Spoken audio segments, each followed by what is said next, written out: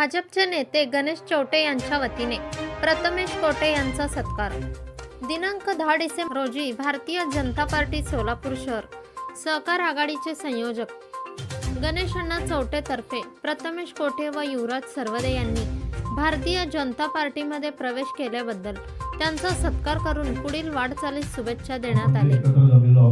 त्याचं कारण हे की आपले जे प्रथमेश दादा आणि त्याच्यानंतर युवराज भैया सरवदे आणि विनायक दादा कोंड्याल या तिघांनी जाहीर प्रवेश केला भारतीय जनता पार्टीमध्ये आणि त्या निमित्ताने आपण माननीय प्रथमेश दादा यांचा सत्कार करण्यासाठी सगळेजण एकत्र आलेलो आहोत। आणि त्यांनी जे भारतीय जनता पार्टीमध्ये जाहीर प्रवेश केला आहे त्याच्यामुळं आम्हाला मोठी ताकद मिळणार आहे आणि पुढे काम करताना आम्हाला एक चांगलं मार्गदर्शन मिळणार आहे त्यांच्या माध्यमातून। आणि पुढे कुठल्याही कामामध्ये काही अडचणी वगैरे असतील तर ते मनसोक्त आम्ही जर त्यांना मनमोकळेपणाने सांगितलं तर त्यांच्याकडनं व्यवस्थित मार्गदर्शन मिळून जास्तीत जास्त चांगल्या पद्धतीने आमच्या हातात काम होईल।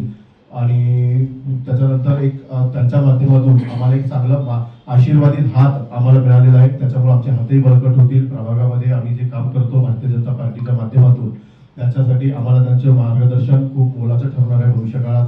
कारण आता तुम्हाला माहितीच आहे की महानगरपालिकेचे इलेक्शन केव्हाही तारखा जाहीर होऊ शकतात, मग त्यावेळेला करणार आहे आमच्या हक्काच्या माणसासाठी आणि आमच्या प्रभागातील ज्यांच्यासोबत आम्ही रोज बसतो उठतो चहा पितो ज्यांच्यासोबत आमचं मन मोकळेपणाने गप्पा मारतो त्या आमच्या हक्काच्या माणसासाठी भलेही पक्ष कुणालाही तिकीट देऊ दे पण निवडणूक हे कमळ या पक्षावर लढणार आहे। त्यामुळे इच्छुकांची संख्या भरपूर राहणार आहे। प्रत्येक प्रभागात तीच परिस्थिती आहे दादा, मलाही माहिती आहे।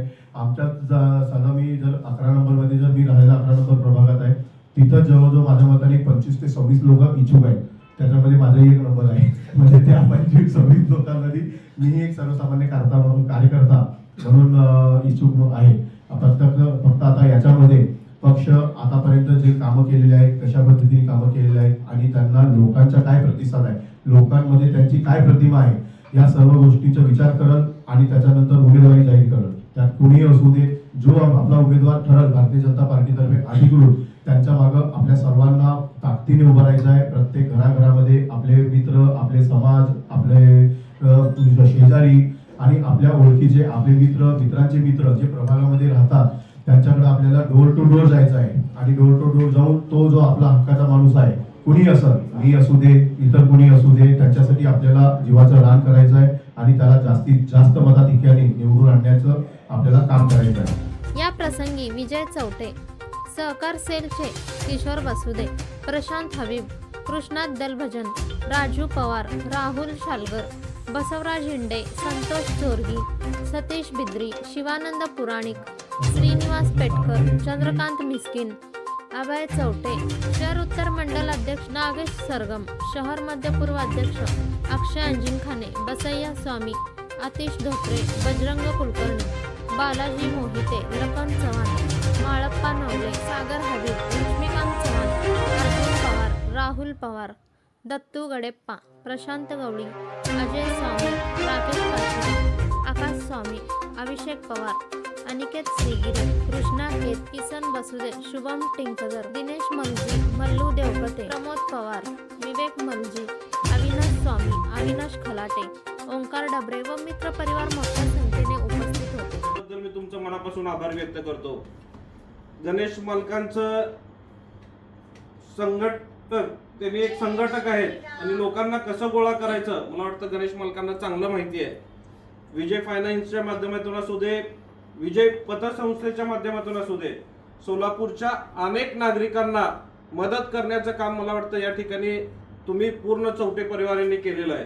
आज मला वाटतं सगळ्याच भावांचं ऑफिस जर त्यांनी दाखवत होते, हे माझ्या 1 नंबर भावाचं आहे, 2 नंबर भावाचं आहे, 3 नंबर माझं ऑफिस आहे, म्हणजे सगळेजण एकत्रित येऊन ते काम करतात आणि लोकांच्या अडीअडचणीला मदत कशी केली पाहिजे, कमीत कमी कागदपत्रामध्ये त्यांना जास्तीत जास्त लोन कसं देता येईल या दृष्टिकोनातून ते प्रयत्न करतात।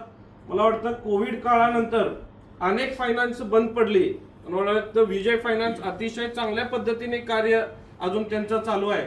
मी निश्चितच त्यांच्या या पतसंस्थेला व फायनान्सला खूप खूप मनापासून शुभेच्छा देतो आणि तुमचं कार्य असंच मोठं होत राहावं हीच आई तुळजाभवानी चरणी प्रार्थना करतो।